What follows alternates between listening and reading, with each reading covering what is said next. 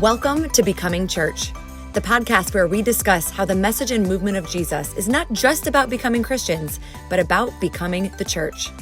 I'm your host, Kristin Young, and I'm so glad you are joining the conversation.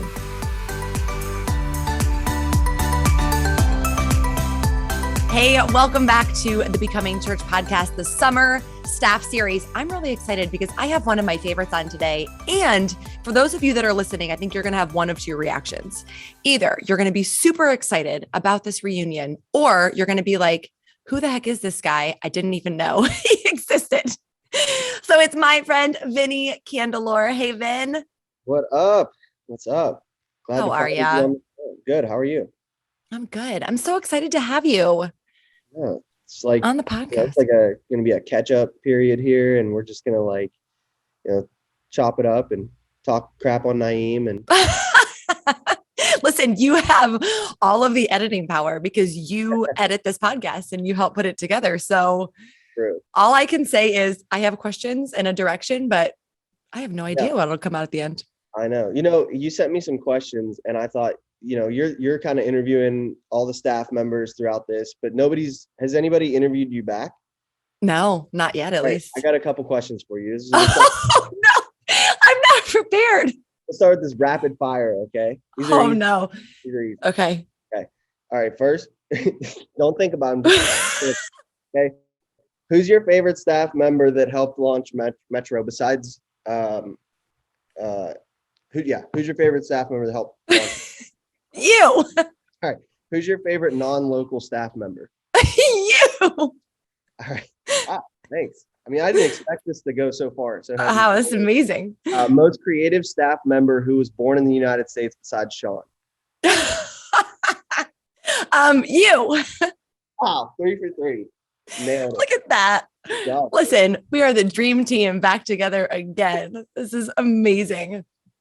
Amazing. Okay, so for people that don't know, you were on staff with us pre-COVID, pre-pandemic. And yes, you were, I think I put in your birthday post last week that you were like the Metro hype man was one of your roles because you were my buddy. You were my sidekick on Sunday mornings at our second campus. Yeah. And we really got to know each other so well. Loved that time in my life. Just like, I look back on it and just met so many awesome people there. And it just was the perfect time as far as where we lived and closeness to that Metro location. And so it was just it was fun to watch that thing kind of just start from nothing and then, just take it to what it was. So I look back on that. It'll be something that I'll hold on to for the rest of my life and just be like, that was a fun time. Me too, man. We had so many, not only great people and great moments and just relationships, but even I was thinking the other day how we really made it our campus. I mean, it was definitely Mosaic. It was still Mosaic, but you and we just kind of did things differently. And I don't know if they'll ever let us do that again, but I think it was a success. I don't know if it was that we did things differently. I don't think we had a choice. I think we would just be sitting there in meetings and they'd be planning for stuff and we'd be like, it's not going to work. And they'd be like, all right, you guys will figure it out, right? All right. Yeah. And we did, but it kind of took on a personality of its own, our Metro campus. Yeah. And I don't think it wasn't even the goal, the goal no. was, I think more to mirror the North Campus as much as possible. And it just it really took on a life of its own. Yeah. So that was cool to see it organically grow to that, Yeah.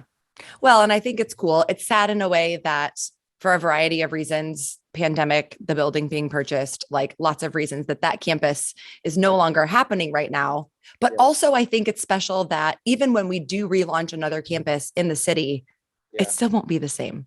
Yeah. And I think that's good.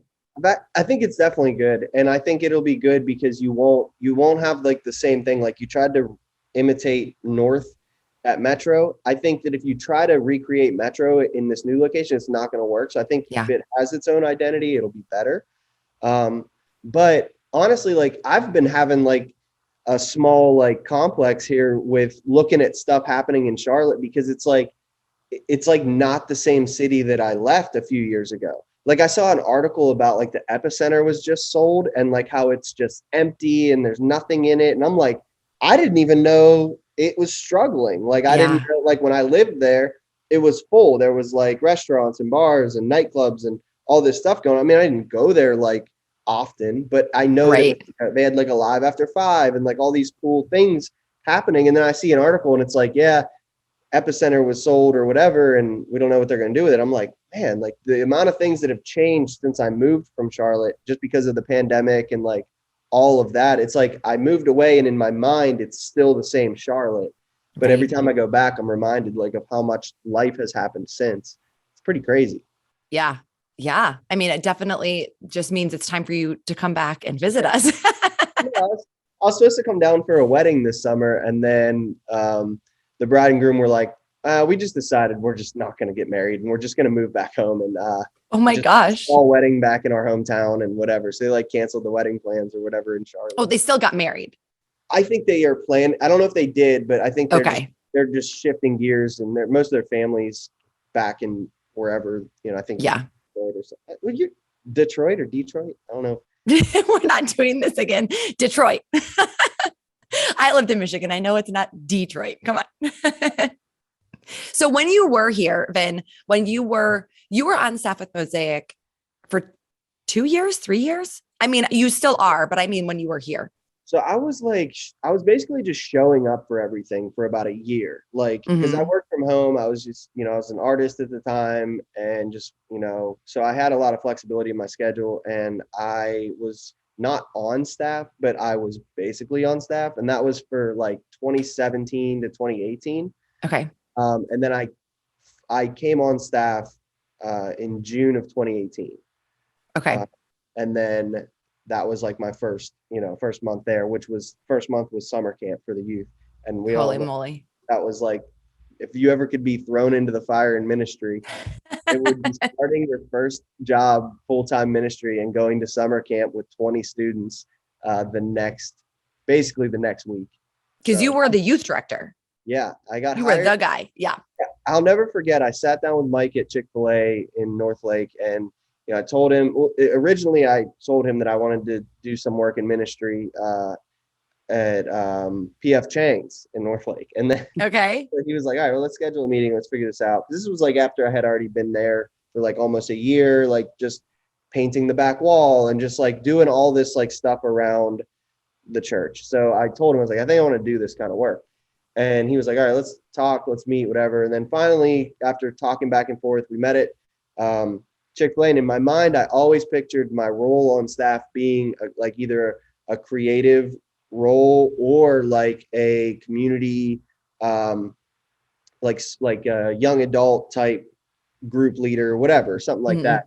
And I remember sitting down with him, and I remember he wrote community on the paper, and then he drew a big line and he wrote youth director. And I thought, this surely can't. He doesn't think. I don't think he's meeting. Does he think he's meeting with somebody else right now? And he went on to explain that was like the role that he saw me fitting in was part community, part youth director. And I was like, wow, I really got to think about this, because I didn't see this, And so then I really prayed about it and thought about it. And the more I did, the more I thought, maybe I feel like for a long time, God was trying to lead me to work with the youth because I went to school for education. I kind of like ran from that for a little bit. And then. Wait, you went to school for education? Yeah. For what? I was going to be an art teacher. Oh, that makes sense. Okay. I went to school. I started school as a graphic designer. I went to school because I wanted to play football. Let's put that. Right. I had to pick a major in order to do that. Yes. So I chose graphic design. I took like a semester, and this was like very beginning stages of like Photoshop kind of being widely used. And so that was like, learning about it from the ground up, and I'm like being taught by people that are learning about it. So it was like, it just felt like I don't want to waste my time in school to get a graphic design because I was like learning things through YouTube that my teacher had. And I was like, I can teach myself this. Yeah. So I changed my major to art education because Lindy was going to be a teacher and she seemed to like it. And I was like, all right, I'll do that. Okay. And then as soon as I had to shadow in the schools, I was like, I don't want to do this anymore.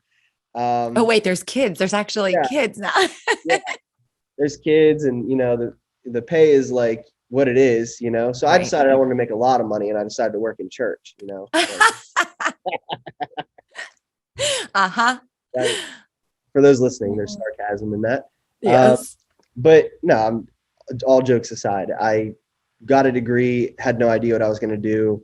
Was just doing art full time, and then moved to Charlotte. And I think that kind of like leads us into some of the questions I think you had sent me. I don't know how off track we're getting with this. Yeah, it's all good. But yeah, I moved to Charlotte shortly after me and Lindy got married because she was looking for a teaching job. And I was just doing art full time. And that's when I stumbled upon Mosaic and That's awesome. basically moved across the street from you guys. Yeah. How did you find us? I can't remember. Was it an art connection? No, we moved to Woodfield North Lake, which is now called Wren North Lake. I believe they still have the same ownership. It's apartment complex, like right there in North Lake. And we were like one of the first people to move in there. And Okay. there was like maybe 3 other apartments leased when we moved in. And we went to the pool. This was like August 2016. We had just got married in May of that same year. Okay. We went to the pool one Sunday, and there was a couple there named Jim and Sandra Terry. Okay. And, they were on the other side of the pool, just, chilling, floating. Me and Lindy were on our side, and we were just, we could see each other, like talking to each other. Like, should we say something? Like, we're the only people that live here. Right. We're at the pool at the same time. We ended up like just, saying, hey, meeting in the middle of the pool, like pulling our floaties to the middle and just talking in the middle of the pool. And they, we were telling them about how we moved here. We want to find a church, all this stuff. They're like, we go to Mosaic. It's right across the street. You should check it out. Blah, blah, blah. And so they invited us, and Awesome. just what are the odds? 3 people that live there. And Right. yeah. Well, it's so funny because, and then you did, like you said, fast forward, you started hanging out, coming around, volunteering on the creative team. That's the first time that I remember meeting you was when you did I guess it was a speed painting of Jesus was it Good Friday or Easter? It was for Easter Sunday because we did Oh my gosh. 3 or 4 services. I remember we were in the front row, which at the time, now that's the norm for me. At the time it was not. And Peter was like, oh my gosh, I'd rather go in the front row than like the balcony. It's too far away from me. We were sitting literally right in front of you. And I think you had 5 different canvases or something. And so you'd put one canvas up and do part of it and then put it on the ground. And it wasn't until the very end that it came together. And I remember sitting there and I was like sobbing. It was so gorgeous, the piece that you made. So then I remember talking to you and Lindy in the foyer after that. I was sobbing too because I was so scared that I wasn't going to be able to. I was just sobbing for a different reason. No, it was incredible. The first project that I got invited to work on was because I kept running into Naeem at the coffee shops.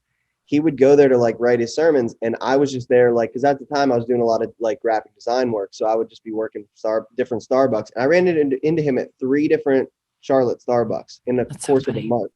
And we were just like, I was like, you're that pastor guy, like whatever. That was the first time. I barely knew him because I came and started coming in the middle to end of summer. So like it was summer series. You guys had a lot of rotating speakers, through the summer. Right. And so he had only, I think, spoke 1 time. So I didn't even know that he was like the lead pastor. Right. So I just ran into him a couple of times, and he was like, oh, you're a creative?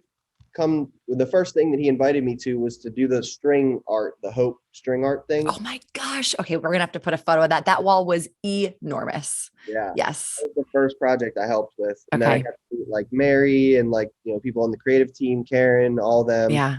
Adam, Jenny, like, some throwbacks here. But yeah.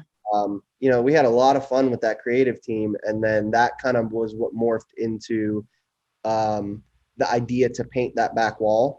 Mm-hmm. That was like the big project that I remember like, okay, this is like my church now. Like, that was like the geometric back wall. Didn't you and Karen like spend the night there because you worked on it literally nonstop overnight? Yeah. Started it on a Thursday and it had to be done by Sunday morning. And it was just a monster. Yeah. I remember there was paint fumes and dusted like coverings over all the seats when people got there. It just smelled like paint. But the wall was incredible. Yeah. Well, it's so funny. I remember Naeem telling me about you and he was like, you know Vinnie. And I'm like, no, I don't know Vinnie. Like, I haven't met Vinnie. You know Vinnie. And like another guy, like later in another meeting, you know Vinnie. And I'm like, I don't know Vinnie. But he gets like this where, and it's funny because I thought about this when you were talking about your conversation with Mike at Chick-fil-A. Like, there are certain times that we have an opening or we have a staff position that we're trying to fill, and we find the perfect person for the role. And sometimes they just don't fit our culture. And we're like, you have all of the qualifications and everything about you for this job would be perfect. But working at Mosaic, I mean, being part of Mosaic already, anybody that's come or that attends kind of knows, like, Mosaic has a certain culture and vibe, but then on staff, it goes to a whole nother level. And so there's this whole idea that we've used for years and years about getting the right people on the bus. And so I think that's what happened with you, that Naeem and Mike were like, we want to get Vinnie on the bus. And so if that means we have to put him half in the youth seat and half in the community seat just to get him on the bus and to be on the team, then they're like, that's what we're going to do. So, because you fit our culture first. You did it the other way. Like, you fit who we were and what we were about. And we were like, okay, we'll find a role for him to fulfill. Right. Yeah. I kind of did it backwards, which is kind of the story of my life. I just lead with like just doing stuff. And then I'm like, we'll figure it out later. We'll just do it though. Like, you know? Yeah. So what are you doing now? So you moved to Pittsburgh, you and Lindy and your daughter Veda moved back to Pittsburgh. Right. When did y'all move? Right at the beginning of lockdown, right?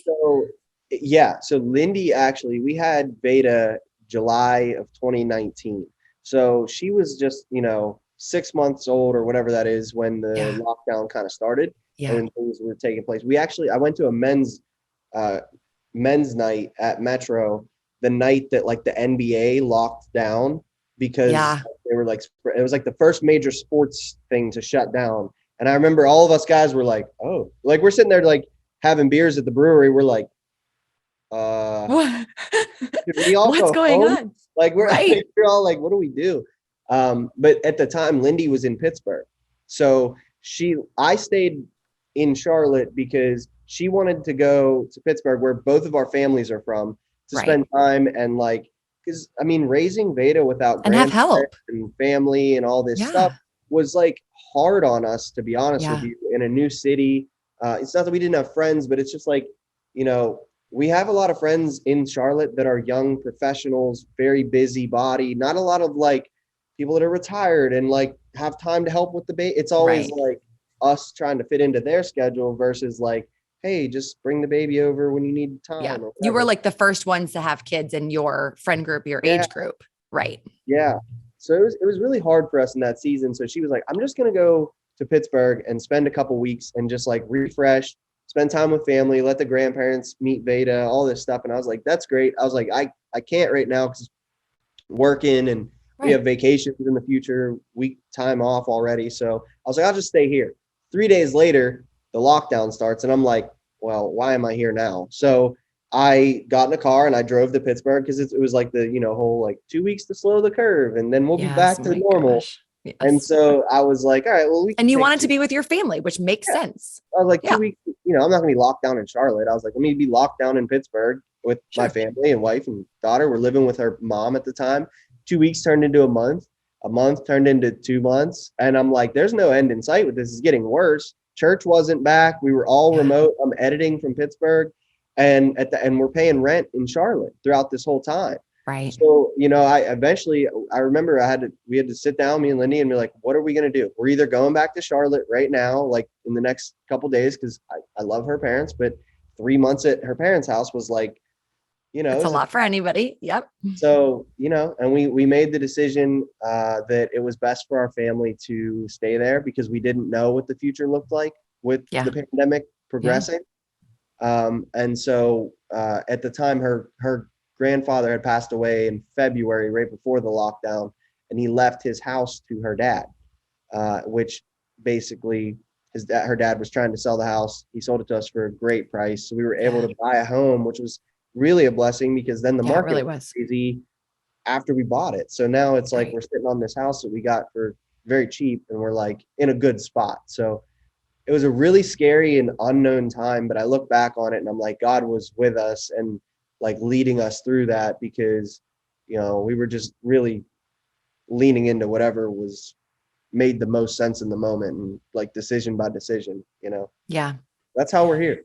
Well, and your job with us, your role on staff at Mosaic has changed and transitioned.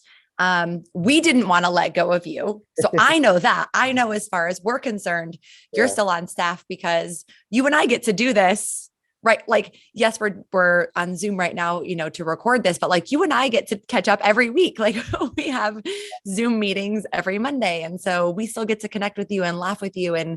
But what was it about? Like, why did you still want to be connected to us? It probably been easier to just go deuces, like cut and run. Well, I didn't expect you guys to want me to still be connected. I thought what? No, like as in like I didn't think it was possible. Like I remember when I called Naeem, I was so not scared because it wasn't scared isn't the right word. I was so like worried about letting him down. Telling it was like my brother, you know what I mean? I was like, I have to call him now and tell him I'm moving to Pittsburgh. Yeah. And the crazy part is when we decided we were doing that, we had like a week basically to get everything out, or else we were gonna have to pay another month's rent. And we already had to pay like $6,000 to break the lease. Oh my gosh. It was insanity. So I was like, I can't afford this and then another month's rent. So I was like, I have to get this stuff out this week. So I remember we made that decision. I drove to Charlotte, and as I was driving to Charlotte, I called Naeem and I said, hey, I called him after we packed everything up because I knew that if I didn't, he would come and it would make it harder because he'd be like, but we can figure this out. And I just like, does he do that? Oh, what? Yeah. And I was like, you know, I'm not saying like it's a bad thing. I know but like, I was like, we made this decision. I have to just do this. And then if I call him and he's like, I don't want to ever talk to you again, then that's just what it is. I knew that wouldn't be the case, but like, but he was like, it's okay. Like, let's figure this out. Like, we're not meeting right now. Video editing, you're doing a lot of our stuff. So let's figure this out. And I love the flexibility of the let's figure it out attitude because that's like basically my life, like I said. Yeah. So, you know, the fact that you guys were willing to help, you knew my family was going through a major transition and it was not something we wanted. It was just something that we had to go through with COVID and with moving and stuff. And you guys really helped me through that, that year, by not only just providing me with a job, but like, you know, support. Because moving back to Pittsburgh was like moving to Charlotte for the first time. You know, people had moved on with their life when we moved to Charlotte for 5 years. So coming back to Pittsburgh, we had our family, but like, you know, outside of that, it was like reconnecting with people who had lived a 5-year life without us. So so that was big for us. Yeah. And so you do our video editing and you create any like roll-ins, which are the videos before a sermon, any video editing, you edit the podcast, you create visual like graphics. Yeah. Did I miss anything? I'm sure you did. I'm sure I did. But no, I mean, I just mostly like you guys have the idea, you guys shoot it there at the campus or wherever, get it to me. And then I just kind of bring it to life and edit it together and hopefully try to tame Naeem's idea in his mind and put it into like reality. So that's pretty much what I do. That's awesome. And you are working for us part-time now because what you're doing non-Mosaic work is taking off. What are you doing? Losing my mind. No, I've always been an artist. I've always painted, you know, my whole life, drew pictures as a little kid, sold Pokemon pictures that I drew in second grade, packs of gum and that's awesome. Fruit snacks at lunch. Like I've always been like hustling art. And, you know, just like recent, like when we moved back here, you know, I was still working, you know, for you guys, but there's a lot of time to kill during a pandemic. So some people picked up baking, some people picked up, you know, reading, whatever hobby. I already had this existing hobby of like customizing shoes and painting. So I was like, maybe I could find a way to like monetize this somehow and just like make some extra cash because we're buying this house, we need some money, whatever. And the way that that was like received, and I mean it's a lot of work, but Yeah. the way that the world kind of like has received it is by far, further than I had ever expected with it. And I mean that's what I'm doing now. I'm a full-time artist and Yeah. part-time, working with Mosaic, but I encompass my Mosaic work truly as part of my full-time artwork. Like Hmm. I you know what I mean? Like I look at it like as, you know, like I have a client that's paying me to do a custom pair of shoes, and I Yeah. have a client that commissions me to create content and make cool sermon. Like you guys to me are just as creative of work. So that's why I just call myself a full-time artist. And Awesome. I just get to work with Mosaic as one of my clients. And not that you guys we're not in a client, Yeah. Yeah. Yeah. relationship, but I know what you mean. yeah, so that's me right now. I'm full-time into art, getting ready for football season because Yeah. You do a lot of cleats for football players. yeah, I wish this was a video podcast. I'd show you cleats that are just waiting to be painted right next I know to you me. have an entire shelf, like floor to ceiling shelf behind you that just has boxes of Nikes and cleats. And I want to like that's mess it up, fantastic. but as you tell Oh my people, gosh. it's just I probably have like 30, 40 pair that are just in the books right now, and this is like getting ready for week one, whether it's cleats or just shoes for people to wear as fans or How long does it take you to do a pair? One pair? uh, Like if you were to sit and do it. it depends on the design. Okay. Some pairs I can knock out in a day, like Okay. if it's just Yeah. like some logos or whatever, stencil work on it. If it's a more complicated shoe, I mean, I just finished a pair of shoes that had 10 portraits on it and I have about 50 Oh my accumulated gosh. hours into it. So, Wow. um, so yeah, it varies with Do you every, have a favorite? Do you have a favorite pair you've ever done? I,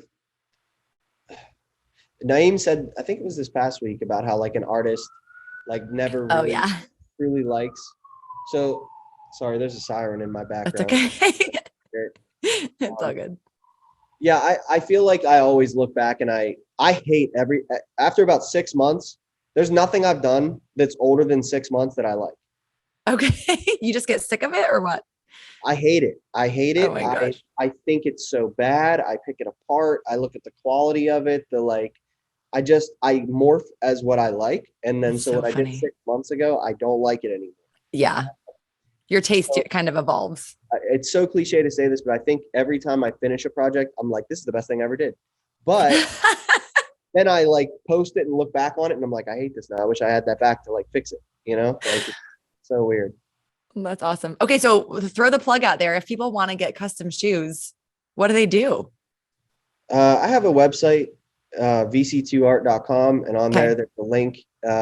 Or if you go to my Instagram or whatever, if you go to the link in my bio, there's a link that says customize my shoes, and it takes you to a form. Because I said, like, the pair that takes 50 hours is a lot more expensive than the pair that you're just putting your favorite team's logo on. Sure. So you fill out the form. I kind of get an idea of what you're looking for, send you a quote, and then go from there. That's awesome. Yeah, I mean, you can always just DM me and stuff too. I'm not there yet to the point where, you know, I'm not No, you're checking. big time. We're going to make people Still, do it the right way still professionally. checking my I need DM. to get a Mosaic pair. You should. You got I need some to do glitter. I was just going to say, yeah, surely you have Mosaic green glitter. I Slap some of do. that on there. I do. The question is, do I get some kind of like Nike high tops or do I have you do a pair of pumps for me, like heels? Oh, That's you what we got some red, I thought you got some red bottoms. So I don't I know. did get, oh my gosh. I haven't worn them yet. I'm afraid.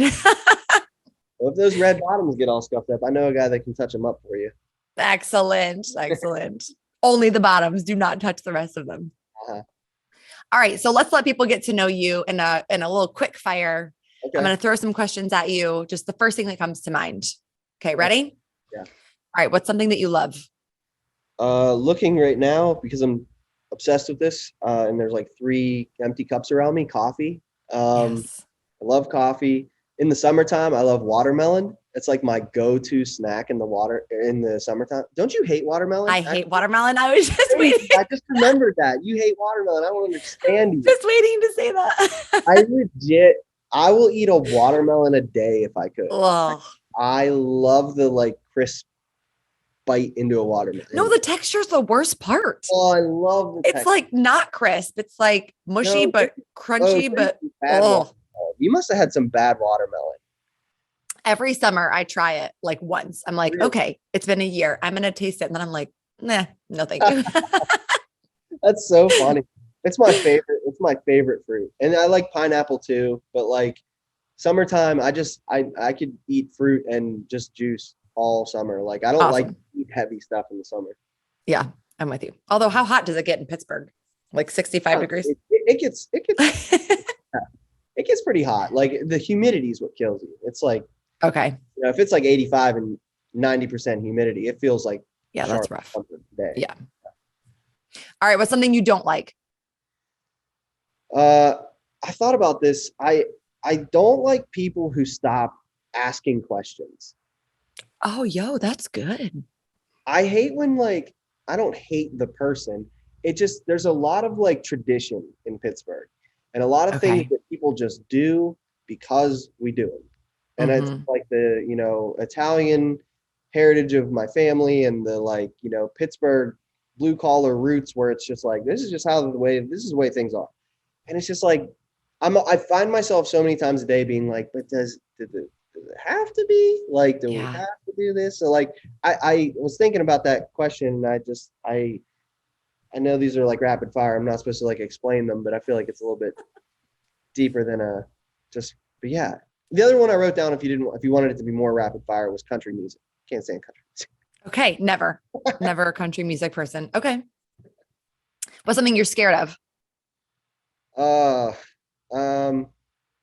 don't. Nothing. No, I'm terrified of a lot of stuff. I hate snakes. Okay. I don't know. Does anybody like a snake? Well, Naeem had a snake for a while. Actually, Naeem and Ashley had a pet snake. I'm not afraid of failure. That's for sure. Okay. Failed a lot. Yeah, you take risks. I failed a lot. I don't know. I might have to get back to you on other than physical things. I'm not scared of heights. Maybe I don't like flying. I don't like snakes. I don't like stuff like that. Stuff that I don't have control of. Maybe that's something I should talk to my therapist over.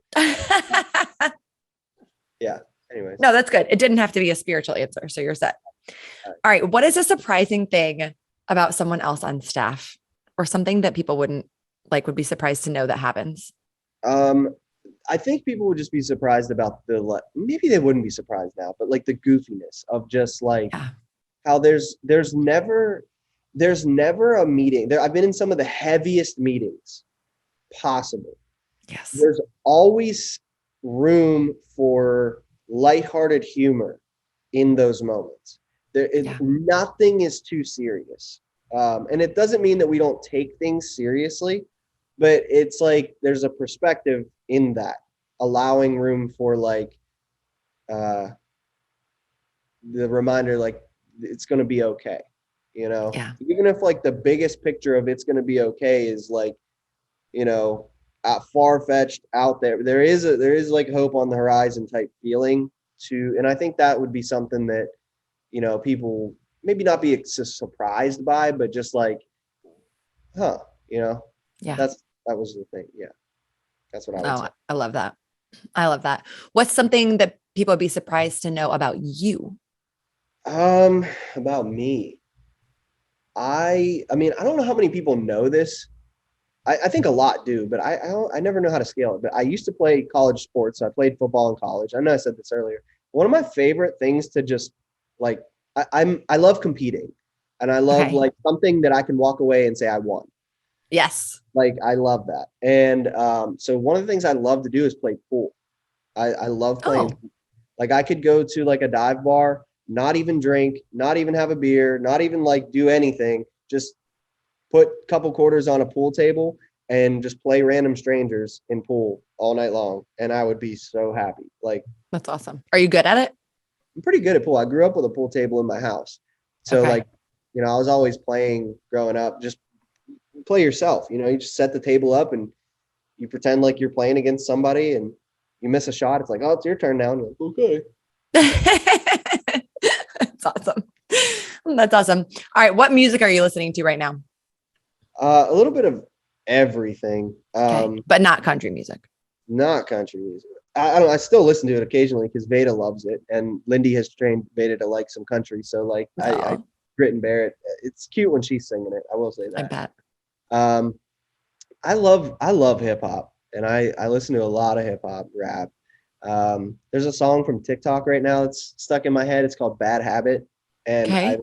I don't know why. I just like keep listening to it on repeat. It's not none of these are Christian songs right now that I've It's listened okay. to. They don't have to be. Yeah, yeah, I'm just saying. So whoever's listening, if you think you're about to like click on the song called Bad Habit, it's not about your sin. It's well, maybe it is. It's not a hill song. It's not a Hillsong song. Oh I my like gosh. I like bands like 1975. I grew up on 70s, 80s, 90s rock. Um, Okay. I know like classic rock more than any genre probably. Yeah. And then as far as like worship, I've been finding myself not listening to worship songs that have like lyrics. I've been finding myself like just putting on some sort of calming Hmm. instrumental type song and like focusing on my thoughts through that rather than singing along with somebody's lyrics. Not that I Yeah. don't like that, but that's what I've been leaning towards a lot lately. Okay. Yeah. So I should have asked you this in advance because I don't think you're a big reader. Do you want me to ask you the book question or do you want me to skip it? I'd rather eat a pine cone than read a You mean watermelon? You might as well just. Ugh. yeah.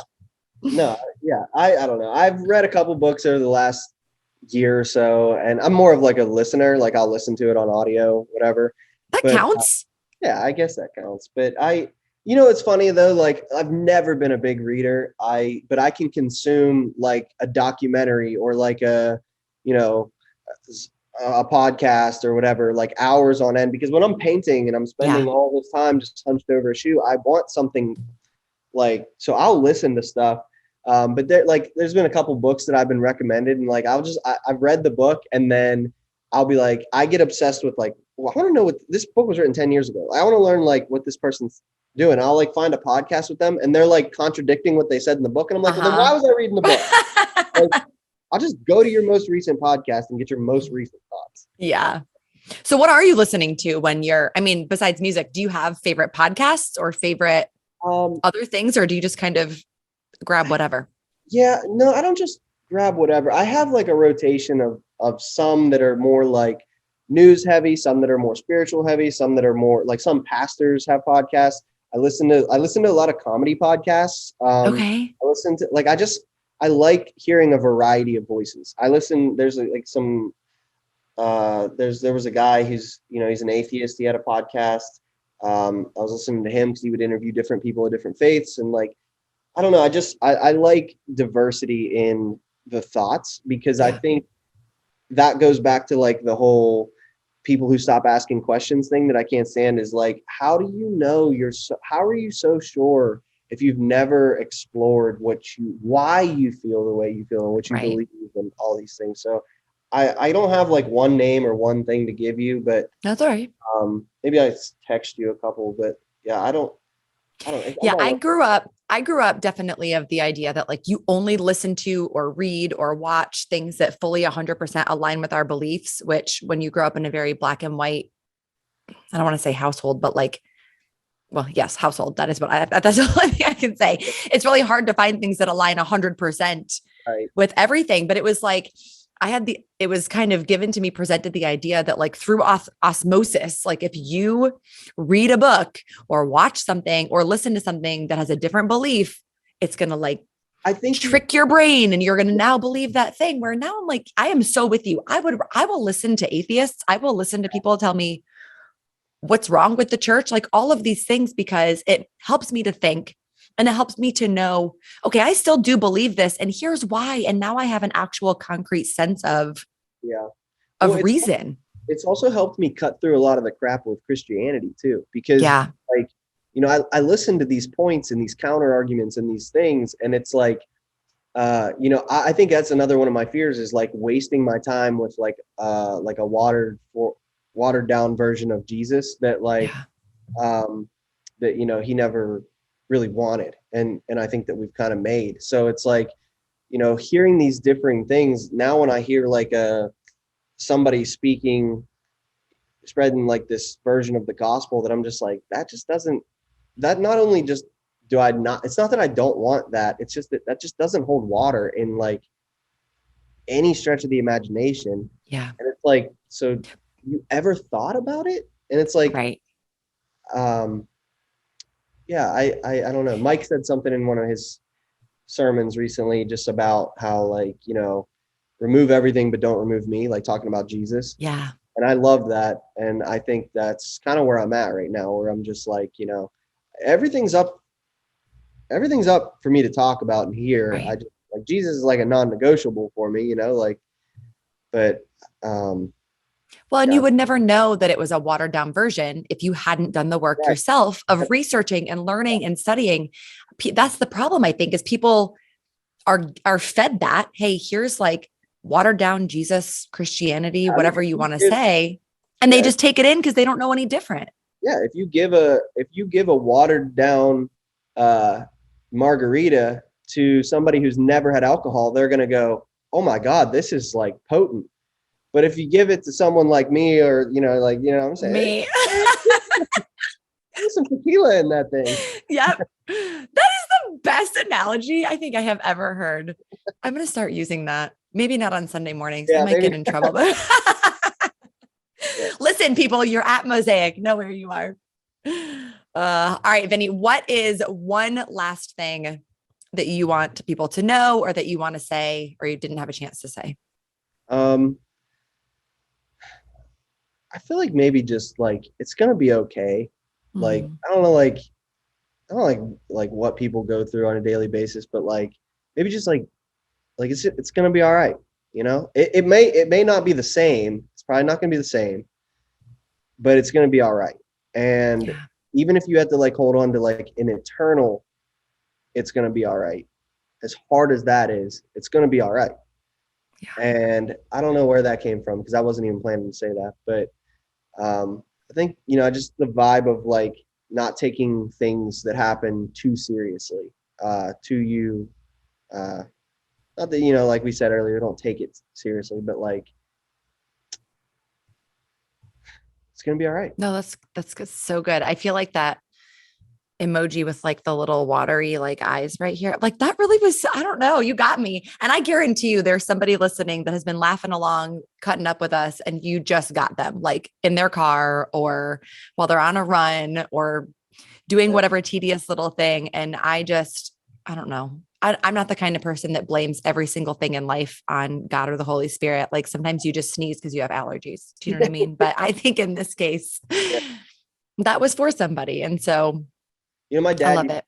I know we're coming up on time here, but my dad used to tell me that all the time. And that was like one of the most peaceful things would just be, I'd be stressed out about what school to go to, what, X, Y, Z, all these things about just growing up. And I remember if he would just tell me it's going to be all right. It was like, those words were just like, it was so very easy to understand and digest, but it was so deep, and it would just be very comforting. So I think that's what I'd say. It's going to be all right. I love it. I love it. Well, friend, I could talk to you all day, but we probably you're going to have to edit this soon. Sure. So thank you so much for being here. Listeners, thank you for being here. Please share the show, subscribe, follow, leave us a 5-star review, leave a comment. I know you hear people say that on podcasts all the time, but it's because it actually makes a difference. Like the people that run all the podcasts, when you rate it and you share it and subscribe, they're like, oh, hey, this is legitimate. Like that'd be like going to the grocery store and being like, you can have all this for free. And it's like, we are giving you it for free, but like, we're at least asking for something, like make it make sense. Make it make sense. Hit subscribe, hit the like you're listening already, man. It doesn't cost. Yes. Don't hit 4 stars, just hit 5. What does it cost you to add? Stars do not cost money. So awesome. Vinnie, love you. So glad that you're still part of us. So glad that we're still connected. It's been fun. It's been fun. We'll see y'all next time. All right. See you. Bye.